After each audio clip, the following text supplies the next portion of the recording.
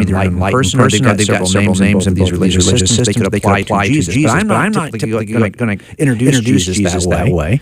I might talk about the fact that he qualifies as one of those types of people in either one of those systems. I might say the same thing about Judaism in the first century. He had followers who called him rabbi. So that might be the start of the conversation. But then after that, I'm not going to go back and refer to Jesus as rabbi anymore because I don't want there to be confusion in my conversations going forward. So clarity is the biggest issue. But I still think you have all the mechanisms you want to enter into a conversation with your Jewish friends are still available to you as long as you make that distinction, right? These are folks that would have been called rabbi in the first century because they were Jews who saw the risen Christ, and that changed everything. And the resurrection is the thing that changes everything. But I don't think Paul today would want you to introduce him as rabbi. Yeah, that's a good point, Jim. Because he can create. I mean, on a loose sense, a rabbi is just a teacher, but in a technical sense, it is a Jewish scholar. And I think that under the new covenant, kind of what language do we use when we start introducing like let's imagine for a moment how we would go about doing that. Like what would be the point, and then why would we do that when there's so many more important things that we could focus on? Like okay, now I'm convinced that we need to refer to Paul as a rabbi. John the Baptist thinks a bigger debate on whether you're going to call him a rabbi. I don't see anything that I'm aware of. Yeah, he hasn't mentioned biblical stuff. So I would say, what would be the point of doing that? Wanting us to really recognize that feature. I do think it helps us to understand that Paul studied under Rabbi Gamaliel. Yeah, right. He was influenced in that way. But those are good words. Well, I think you might spend time talking about all the prophecies that are Jewish that predict coming Messiah. And you may always refer to Jesus as Messiah. These are things that are consistent in our Christian tradition. But what is consistent in our Christian tradition is that when you're in church that we commonly refer to Paul as a rabbi. We just don't do that. But I think I could right about John. She mentioned John as well. There's really any evidence from biblical sources that would suggest that John was trained in a way that was similar to Paul. But that would be my approach. I would appreciate you guys start calling me rabbi. Oh, I always do. Talk about you. But you're not here. That's why you don't know. Because I'm the right reverend. Right reverend who sits on my left. Seated at your left. You're right, bro. Right. But Jim, you're right. That's right. Linda, thanks for your phone call today on Pastor's Perspective. Let's go to Fallbrook. Here is Becky. Thanks for calling us, Becky. You're on with Bobby Conway and Jay Warner Wallace. Hi, thanks for taking my call. Yeah. So the question that I have for you is a question that was asked to me, and I want to make sure that I'm representing God correctly. Okay. The question is a person committing a sin when they are aware, when they know that another person is about to commit a sin? And the first person doesn't do anything about it? Yes. Okay. Bobby? Okay. I still need a little bit of clarity because the way I understood it, if somebody else is about to sin next to me and I'm about to sin, did I sin because somebody was about to sin next to me? No, I think she means if somebody's about to sin, if Becky's friend is about to sin, and Becky sees that that her friend is about to sin. And doesn't say anything, is she guilty? Yes. Good point. Right, Becky? Is that what you're asking? Yeah, okay. Perfect. Yeah, this is, I give you more details. It's a mother-daughter, it's a daughter and parent, and the daughter has scheduled an abortion. And the mother has a heavy heart, and I have a heavy heart. The parents have a heavy heart about the whole situation, and she's like, she's asking me the way I first asked you, and then she gave me more detail that the sin was abortion. Okay. And the parents and the daughter are not talking. They're hearing this through other family members, but I could tell that the parents are they're under a lot of distress because they know that their child. And how old is this? How old is this girl? She's she's 20, I think early 20s. Early 20s, okay. Yeah, I mean, there's a great biblical precedent for this. It's James 4:17, and it says, "So whoever knows the right thing to do and fails to do it, for him it is sin." So there is an element where we can be aware of the right thing to do. And the Bible says to not do that. That would be the sin of omission. So you have sins of omission and sins of commission. A sin of commission is something that we just commit. But then a sin of omission is when we fail to act, when we fail to do something, when we fail to come through on the right thing. And so in a particular situation, when we have a loved one that is about to go awry, we owe it to them to speak the truth in love. Yeah, this is something that is tough, right? Because when it comes down, it seems like all of our admonition, all of our advice that we would offer strangers, then when it comes to our own kids, it's so much harder. Why is that? Because you've got a relationship with your kids, and so I bet you what this parent is doing is struggling because there's a concern that am I going to lose my daughter altogether by saying anything at all about this? I don't know what the situation is, but there's often those kinds of things are in effect, right? Like if I say something about this, of course I think it's the correct thing to do. Of course I don't want her to do it, but if I say something, is she never going to speak to me again? I mean, these are the kinds of dynamics that occur in families, right? That make this really simple principle hard to actually live out, right? Okay, exactly. To implement it. So I would say that here's the problem: is that that Jesus talked a lot about to follow him means that you are going at times to separate from your family.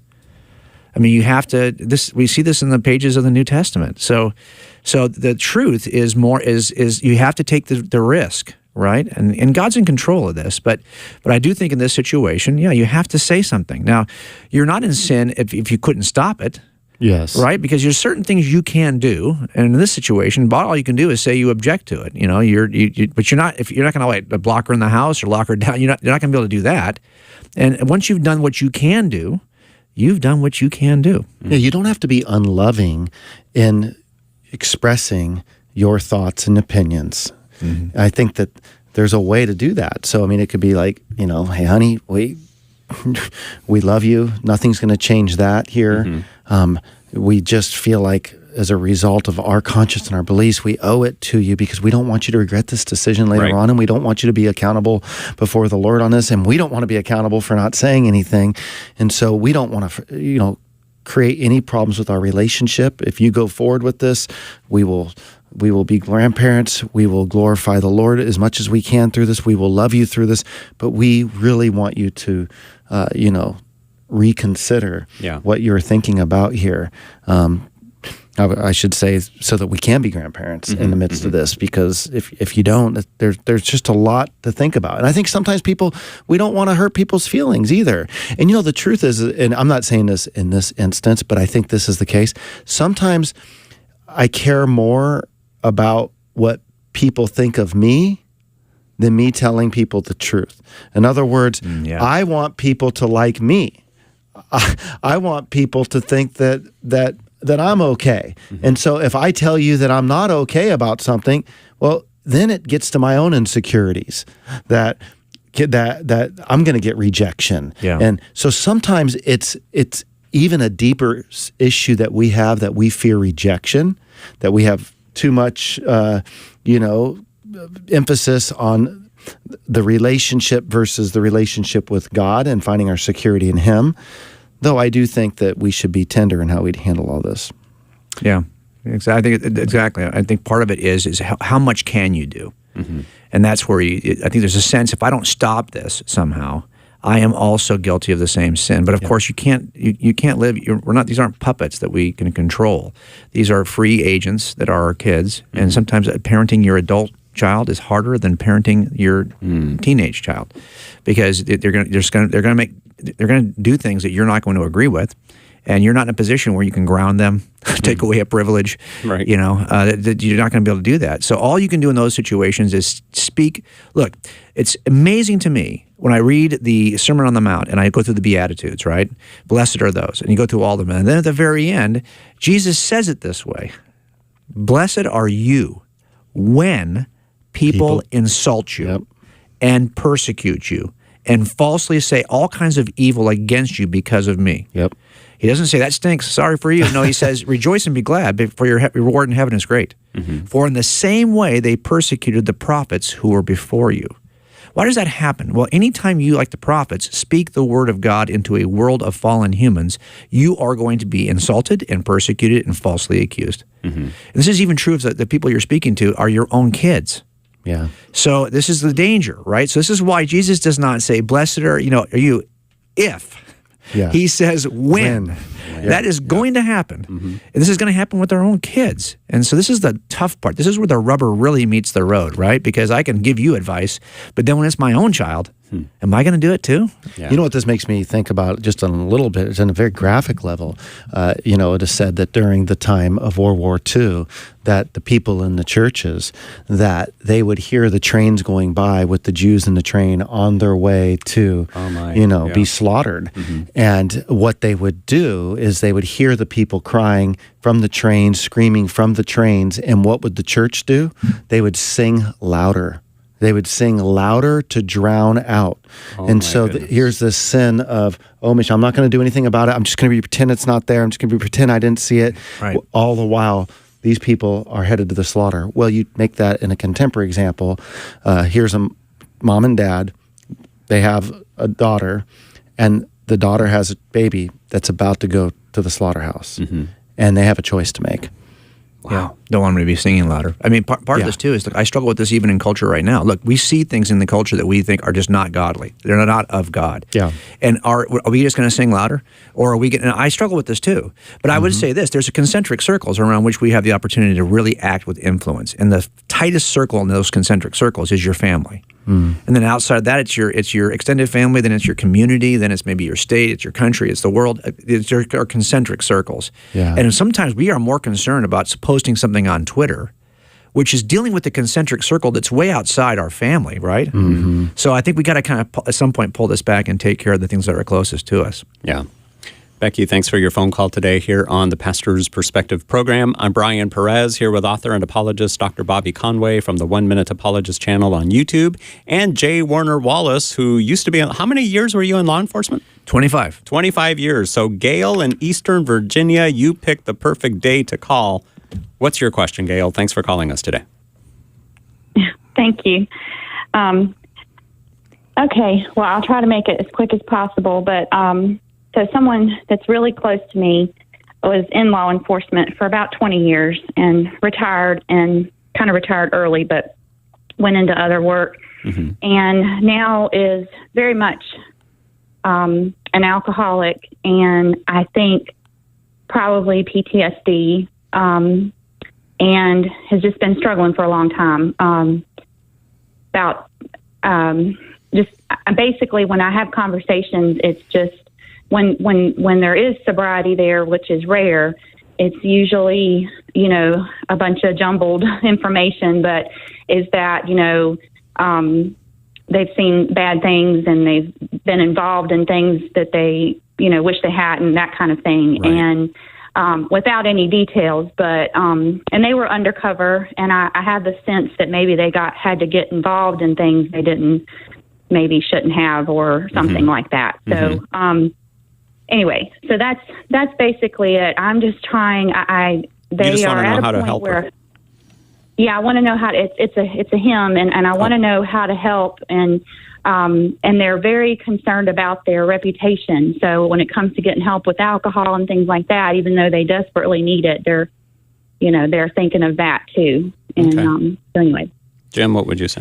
Well, some great stuff. I mean, it's hard, I think, sometimes when we get this far downstream on things. It's easier when I've got a new officer who comes into the job, and I can kind of give them some precautions, some cautionary tales that will help them to navigate bad situations so they don't find themselves at this point downstream.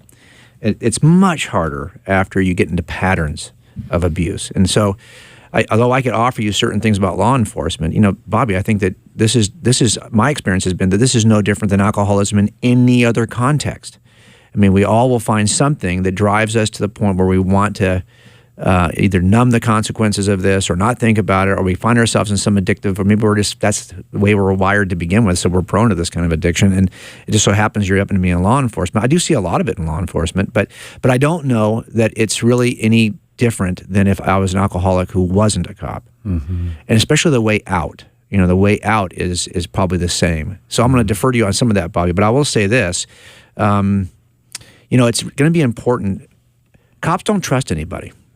And the danger you have as a police officer is, after a number of years, is you have a us versus them mentality. And it's not a racism issue necessarily. It's just because you might be in a part of the world where your city is not, as racially diverse to begin with. And so you're not even working in a context where that's the issue. But what happens is you only get called to bad stuff over and over and over and over again. If you're working undercover, you're only working with bad people. That's kind of the target. And so you don't have any deal. If you're a fireman, you're going to see all kinds of people, good and bad, regular folks that look, down the street and folks who are on the other side of the law. But when you're in law enforcement, you're not getting that kind of balance. And so after a while, you're like getting tired of constantly dealing with the stuff that nobody else wants to deal with. And they'll just call you, and they want you to deal with it. They don't want to deal with it. Even in their own family, they don't want to deal with it. So they'll call you, and you have to deal with their own family members. And at a certain point, it does wear you down. And that's probably what's happened to him, right? It wears you down. And so you start to become skeptical of anyone who hasn't seen what you've seen. So you're not listening anymore. And so you might come in and you might know this person, Gail, and you might think, I've got a lot I could offer. I could help you out. But to be honest, Gail, if you haven't seen everything I've seen, you don't know what I'm talking about. And so I'm not going to really spend a lot of time listening to people or taking advice from people who haven't been there.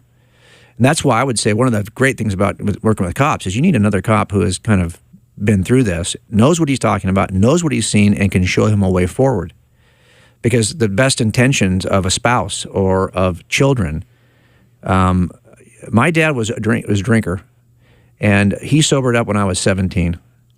And he had hit the rock bottom, and he had been on the job by that time 17 years because I was born in his academy.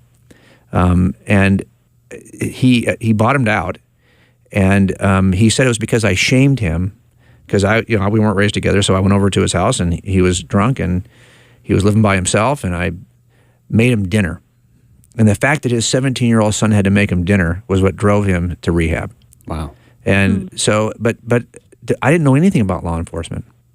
But now, all these years later, we can have long conversations because I know where he's been. And now my son knows where I've been.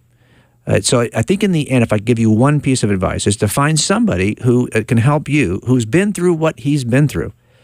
Because cops are so distrusting that will give you at least a way to begin a conversation. And then that conversation, by the way, is going to sound much like what you might offer, Bobby, because you've been through the other part of this, and that part's the same.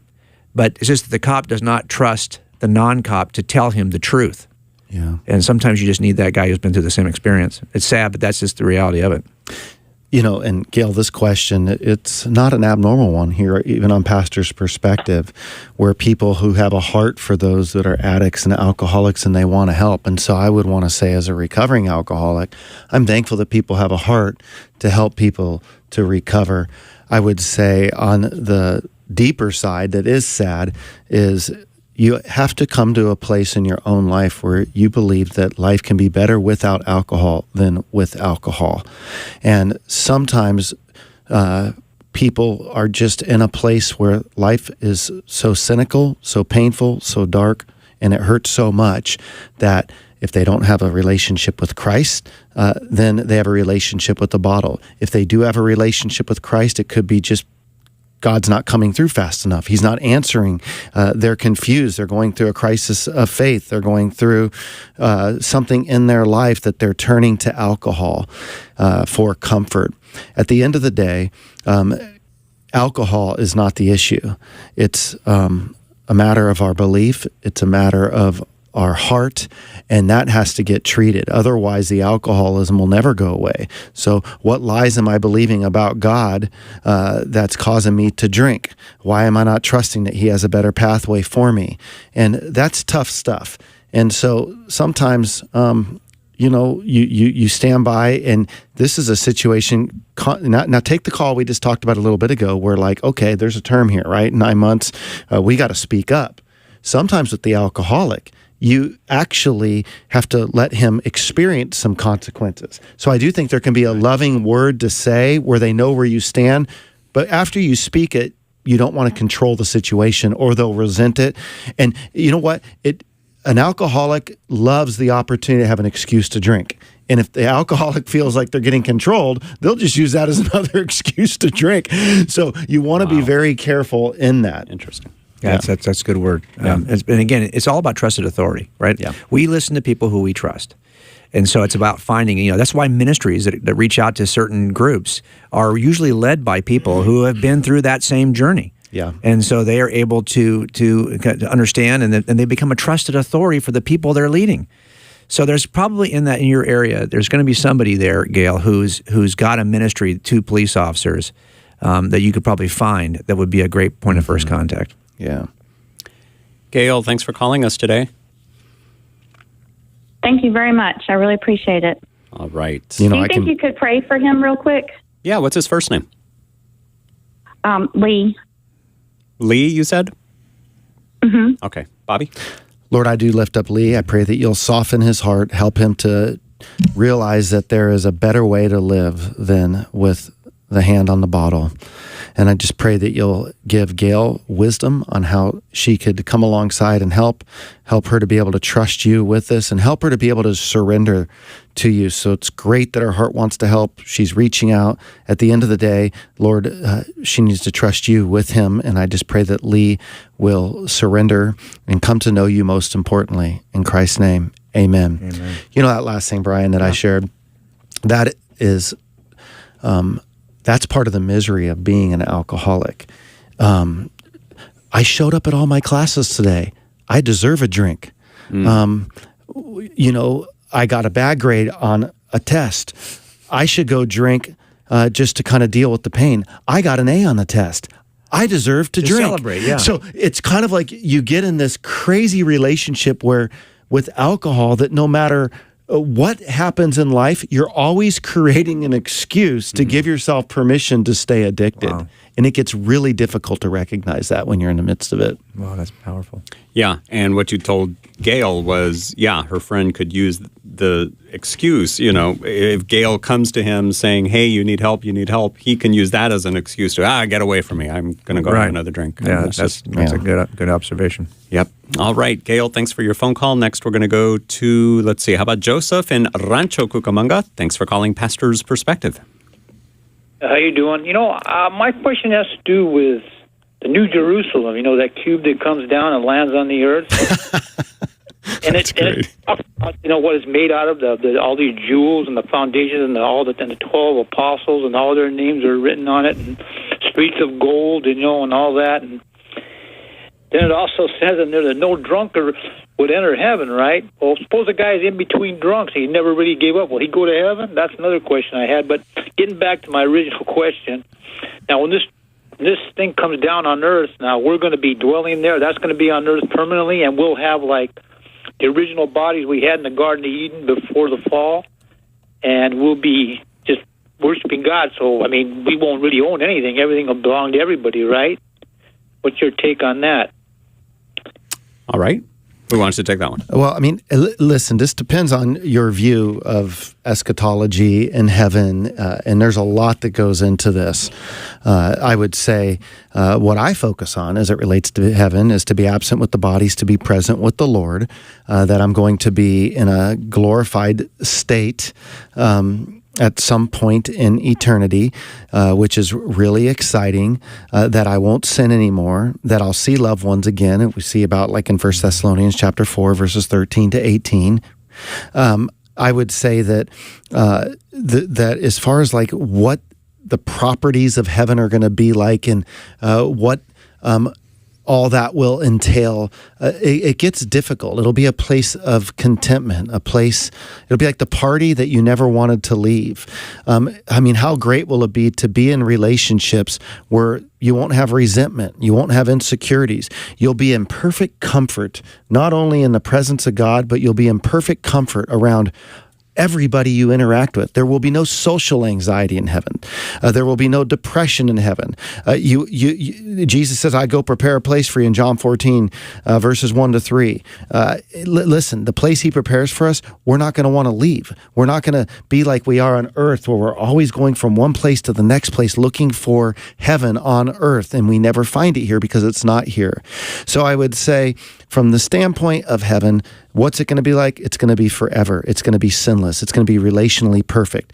We're going to have such a greater knowledge. It's going to be fulfilling. It's not going to be empty. It's not going to be boring. It's going to be fun. Beyond all that, I don't know. I don't know how to get into the specs. I think it's awesome that you talked about what it's not going to be, right? And you talked about the relationship between heaven and earth. So I think you could actually, if you just focused on what we're not going to do in heaven, that can kind of give us some insight on what we ought to be doing now, right? So I can think of like 3 or 4 things that we're not going to be doing in heaven. You know, we're not going to have a need for faith because we're going to be in the presence of God. Tell us the other 2 when we come back from the break. It's a cliffhanger. That's right. I love it. That's right. All right, we'll be back with more Bible questions on the Pastor's Perspective program. Bobby Conway and J. Warner Wallace joining me. Stick around. Pastor's Perspective continues in just a moment. Stay with us.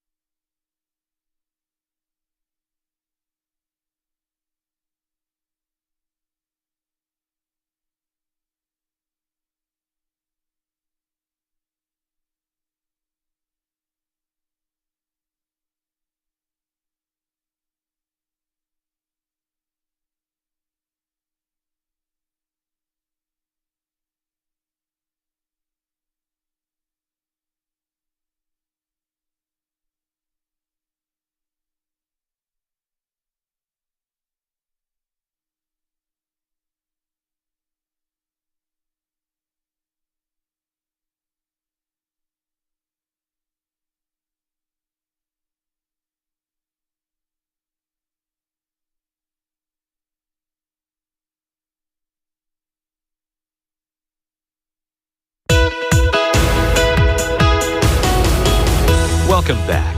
Pastor's Perspective continues. And now, here's today's host, Brian Perez. All right, we are back with more of your Bible questions and the answers to them, because if we just sat here for an hour and listened to your questions, that would be an interesting show. What's your question? Yes. You know, why did God create the ocean? Great question. What's your question? And, you know. Q&A is so much easier if you just do the Q. Yes. You know what I mean? Forget the A. The A is so hard.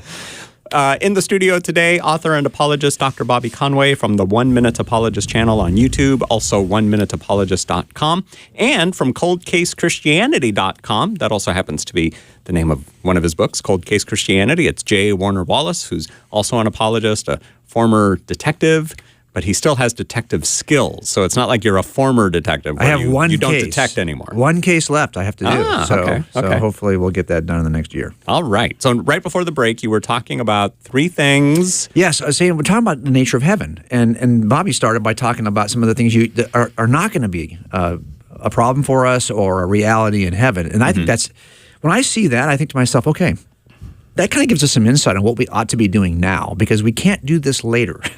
We can only do this now.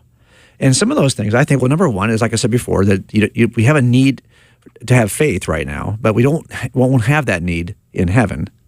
Right? That's just not going to, we're going to have certainty in heaven. We'll be standing in front of God. We have a need to study to be approved and to study to know more about God and know what, but we won't be doing that in heaven. We won't be comforted. We won't need to comfort anyone. We do that now. We have a need for comfort, and we have a need to comfort others. But when we get to heaven, like you said, Bobby, we will have no remorse. But no tear will be wiped from your face. We'll have no need for comfort. And the last thing I think I see is that we won't have any need to reach others. That window will have been closed.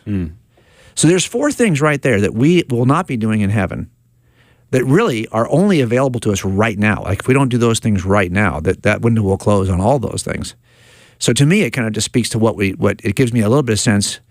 What we can't do in heaven gives me a sense of what I ought to be doing now. Yeah, and even our character, I think about like how cool will that be to have our character, like we won't be able to form character in heaven. Right. Because we will be glorified. And on earth right now, the instrument by which we form the greatest character is through worship. The Holy Spirit uses that. And so you think about like the way that the world tries to develop character. Right. I mean, a Christian who's developing character, bereft of worship, we're going about it the wrong way, because as we worship Christ, that forms character in our life. And so, worship vacuous of deepening one's character is vain worship. Our worship should produce character in our life. So it's funny, though, the very thing that is used to produce character in our life, in heaven we will have perfect character, but we'll still worship.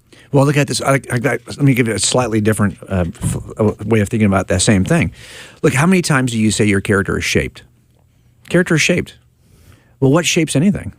I can start with a wooden dowel, but if I want that thing to be a table leg, I'm going to have to find a way to start carving the dowel. And I can either carve it with a chisel or I can carve it with sandpaper, but it's something typically that's painful, that shapes our character. How many times have you seen a football team, right, at the end, or a baseball team, and if they never lost a game, how much character do you think that I always want the team that I'm rooting for to lose a game maybe 2 or 3 games before the playoffs. I want them to understand what it is to have to muscle through a bad game so they're even better prepared for the playoffs, right? Because they know they can't take anyone for granted. They did that once and they lost, so they've learned from that, and now they are better prepared for the playoffs through the loss. It's like you tell your kids this all the time, right?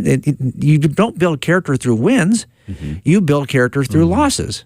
That really reveals your character and it gives you an opportunity. This is why I never pray for patience, right? If you pray for patience, what does God give you? A bunch of stuff that tests your patience, right? So character ends up being the stuff that we all value as atheists, character. That's the stuff that God uses. Character is through suffering. Is when character is developed. Courage is through danger. No one is given courage. You develop that as a response to danger. Character as a response to suffering. So self-control God wants as a result of testing and temptation. So if God wanted to develop these things in our lives, the things we all value even as atheists, he'd have to create a world in which there is danger and suffering and temptation, because the only way those character attributes will ever emerge is if they are in response to something. So I think it's so powerful about that is that we have to start looking at these opportunities as, so we call it spiritual sandpaper, right? What is that we're talking about? We're talking about these kinds of issues. And so I think, how many times have you met people who are Christians, who have been Christians for a lot longer than me, and now they've been diagnosed with some terrible illness, and you're wondering, well, how can they be that joyous? Well, number one, they understand eternity. But number two, they are seeing the opportunity as a way to be shaped, and their characters being shaped. Well said. All right. I think that was Joseph that called with that question here on Pastor's Perspective. Next, we're going to go to Jenny in Upland, who has a follow-up from our conversation on Thursday's program. Hi there, Jenny. Welcome to Pastor's Perspective. You're on with Bobby Conway and Jay Warner Wallace of Cold Case Christianity. Good afternoon, gentlemen. Hi, Jenny. Hello. Can you hear me? Yes. Oh, yeah. for sure. Oh, okay. I had a question because you mentioned something about Jesus Christ, and so I have one question, which is, what is a Christian in your opinion? Is because my understanding is someone who believes in Christ, who has Christ-like attributes, and tries to portray themselves in a Christ-like manner. So the follow-up to that is, you mentioned something about Mormons just recently, and that their Jesus is different than something to that effect. And I was wondering what you meant by that. Yeah. Now, is there a reason you're asking, Jenny? Are you a Mormon, or do you know Mormons? I used to, I grew up Mormon. I was born and raised Mormon. I'm 56. I've been out of the church for decades. But my understanding growing up was that, Jesus was the Son of God with Mary as his mother, and he was a teacher and a healer, and just the basic things that you learn about Jesus. And so it kind of made me curious as to why you thought a Mormon Jesus was different than a traditional Jesus. Okay. Bobby?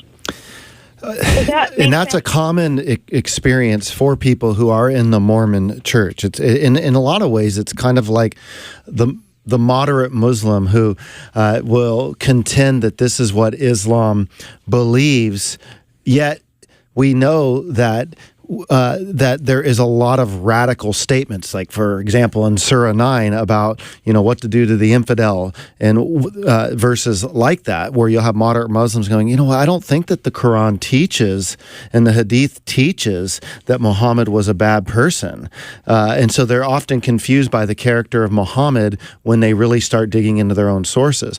And I think in some ways that there will be people who are a part of the Mormon church, and they might have got some basic discipleship, but when you dig in and look into it a little bit more and you start going, wow, they believe that Jesus had three wives, Mary Magdalene, and Martha, that Jesus was the spirit brother of Lucifer, that Elohim, God, was physical flesh and bones, so that God was a flesh and bones entity. So these are some real radical differences into who Jesus is.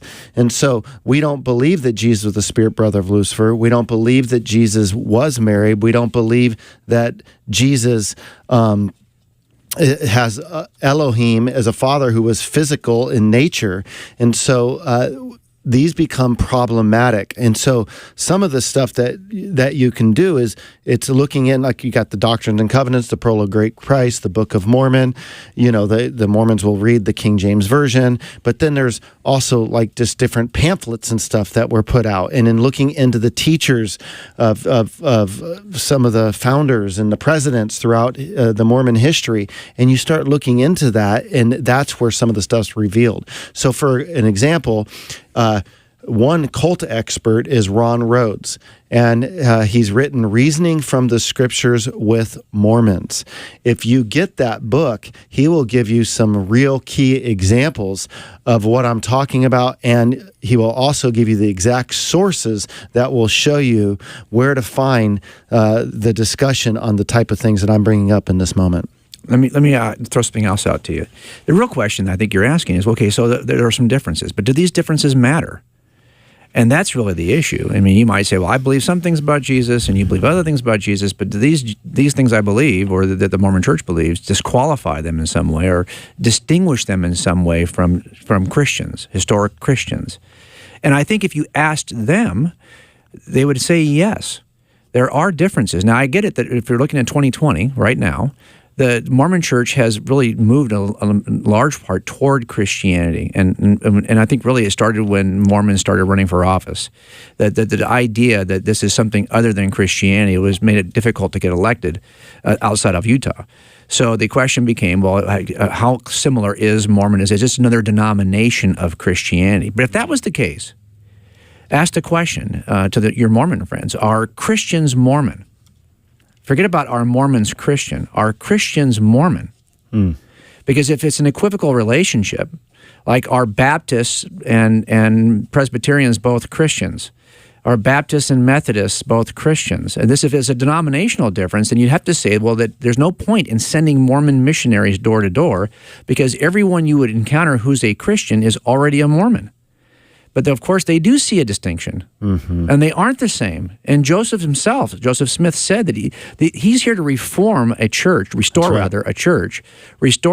was lost in the great apostasy, because they believed that after the apostles died, the plain and precious truths of the gospel were lost, and they need to be restored.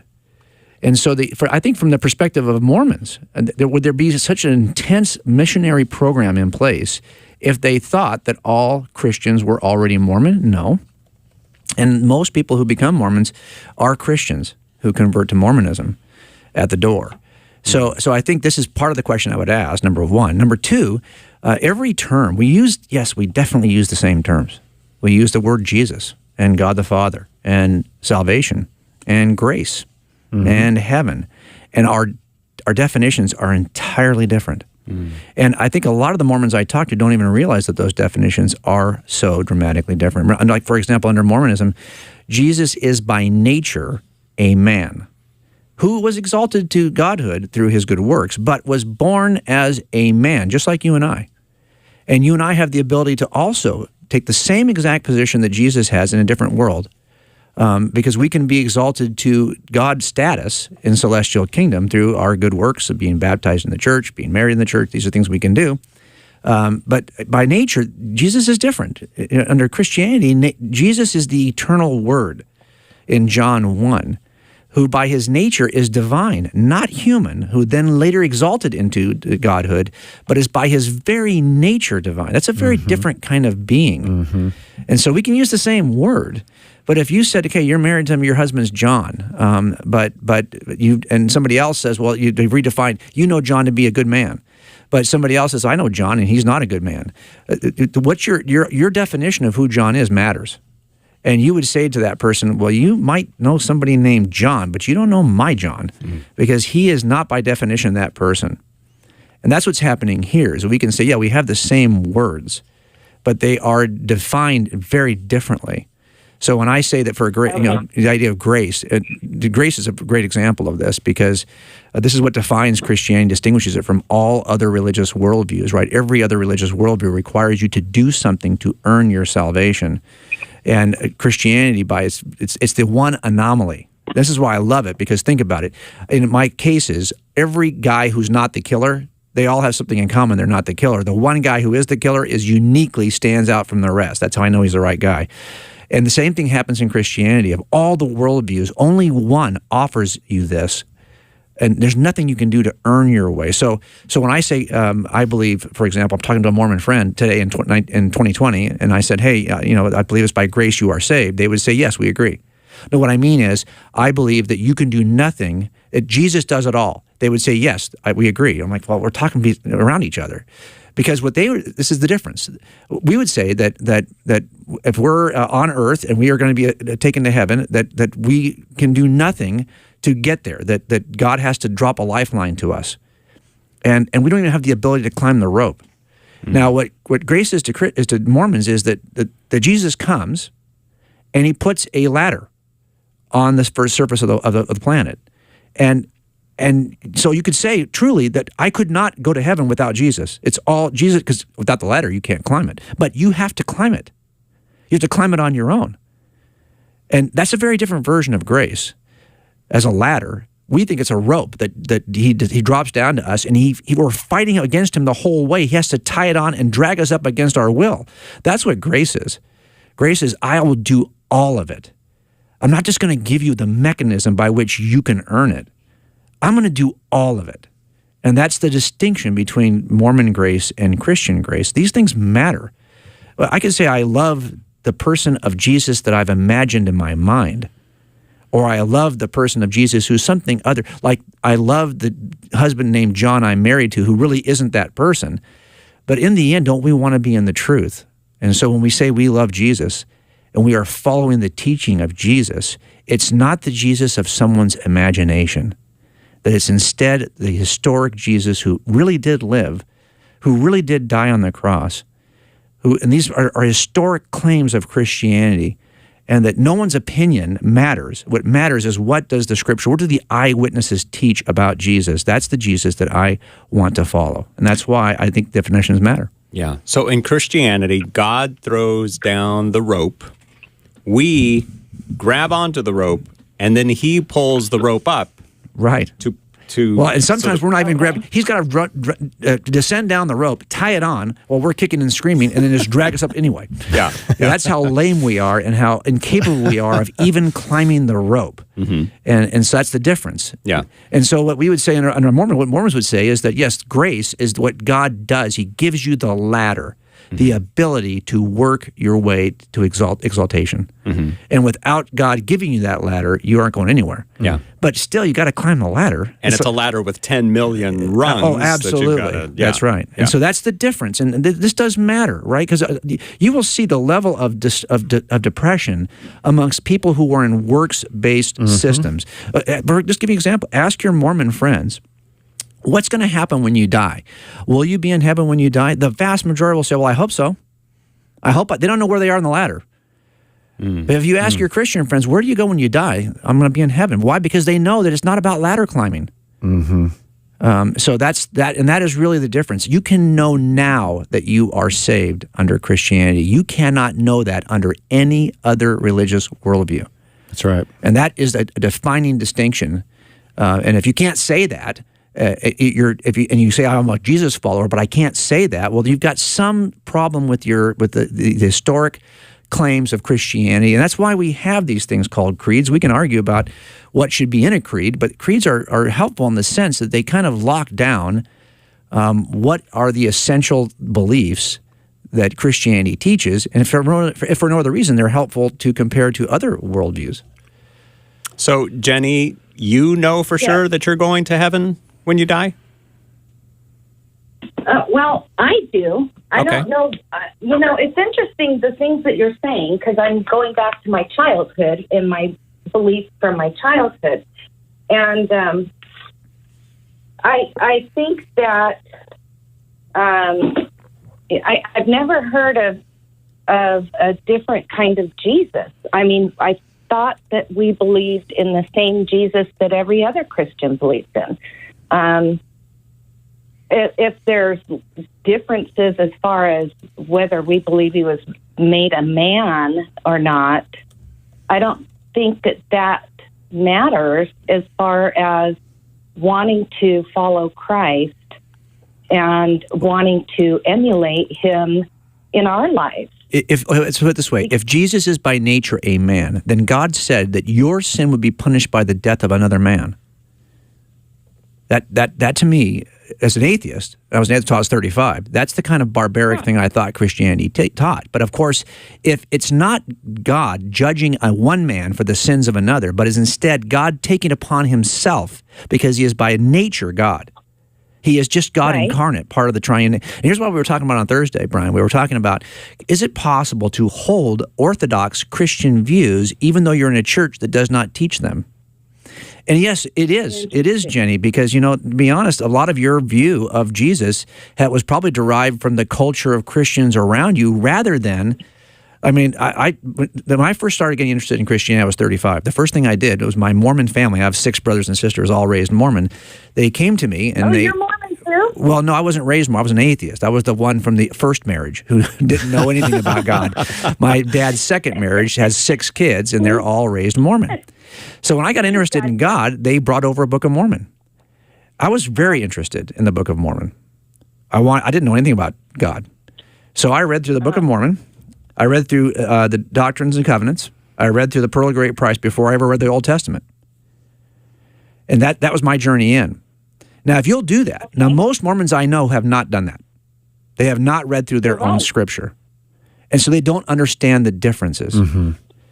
And they haven't even read the teaching of their own prophets. If you read the teaching remember that under Mormonism, revelation is not just in Scripture; it's also in the spoken word of prophets who are speaking for God. Yes. When they don't agree, sometimes you'll see the historians will say, well, they're not really speaking for God. Not every utterance of a prophet is for God. But when the prophet says God says this, he's probably speaking for God. So that doesn't have to kind of match. So if you read through all of that, you will eventually, if I'm honest with you, you'll come out of Mormonism. Because you'll see that, for example, once you get to the Book of Abraham, remember that he translated the Book of Abraham from Egyptian manuscripts, which we have today. We discovered them. They were lost for many years, found in 1962 in New York. So now we actually have the original Egyptian manuscripts that Joseph translated the Book of Abraham from. And if you compare the original manuscripts to what is written in the Book of Abraham, because we now know how to translate hieroglyphics, and nobody knew back when he translated it, you'll see they don't match at all. There's not a single mention of Abraham in the Book of Abraham manuscripts. It's not a book about Abraham in Egypt. It's a book about. It's called a Book of Breathings. It's an Egyptian manuscript that tells you how to, embalm and prepare the dead. Yeah, and you even think about like the DNA. We talked about that on Thursday on the program, and just some of the genetic research that's been provided where Joseph Smith makes these claims that Jesus was here in America, and it kind of gives this American backdrop. There's nothing that we can see, genetically speaking, that can back up any of this. The archaeological claims that he has made, you think that we would have dug some of this stuff up. It's not there. You can't see, any Israelites over here in America. And so what happens, and I think that my caution would be for you, Jenny, is I've seen this in the same way, like when somebody used to come to the church where I pastored in a non-denominational church, and they were baptized as a baby. And that was such a cherished piece of their past, and they had their kids baptized as a baby. And then you start saying things like, the only place where you see a baby in water in the entire Bible is when Moses is going down the Nile River, and it wasn't to be baptized. They start to struggle. And I would say there's all kinds of emotions and feelings that you're associating with your upbringing, and we end up getting so connected to it. But the real test is, are we willing to put the truth before our feelings, instead of saying, well, I just kind of feel this and I kind of think this, and that's subjective. We're saying that this is who Jesus is, and we're telling you of a resource to go to. Jim's telling you that he's read through the material. It is clearly something different. Joseph Smith wanted to reform so much of the church, and he thought that the church was basically apostate. He thought the church was apostate. And what we want to say is, no, Joseph Smith was the one who was the apostate. Yeah, and then let the differences between Mormonism and Christianity drive you to the real Jesus. Because look, you've already believed probably in the real Jesus. You just didn't realize that's not what the Mormon church was teaching. Right. But you may have already held a position that you'd be far more comfortable sitting in a Baptist church, let's say, or some other church within Christendom, than even to hold those views. Because if you were sitting in front of Joseph Smith with those views, he would correct you out of all of them. So I would say let the differences between what Mormonism has historically taught and what Christianity has historically taught not drive you away from all religion, because that does happen sometimes. Let it drive you to the foot of the cross. You're going to be more comfortable there anyway, because that's what it sounds to me like you've already embraced, but you just didn't know that it's not Mormonism. Jenny, thank you for your phone call today on the Pastor's Perspective program. We hope that answers your question. If not, please call us back tomorrow. We would love to continue talking to you, but we've run out of time on today's program. And you might want to read also on calvarychapel.com. Over on the right-hand side, there's a tab that says How to Know God. It tells you right there, plain and simple. Check that out at calvarychapel.com. But if you have another question for us, give us a call tomorrow. All right, that's all the time we have today, as I said. Thank you to J. Warner Wallace, our guest. You can find out more about him at coldcasechristianity.com. And Bobby Conway, as always, from OneMinuteApologist.com. Thank you for being here as well. And we'll talk to you all tomorrow. Good night and God bless. Bye-bye.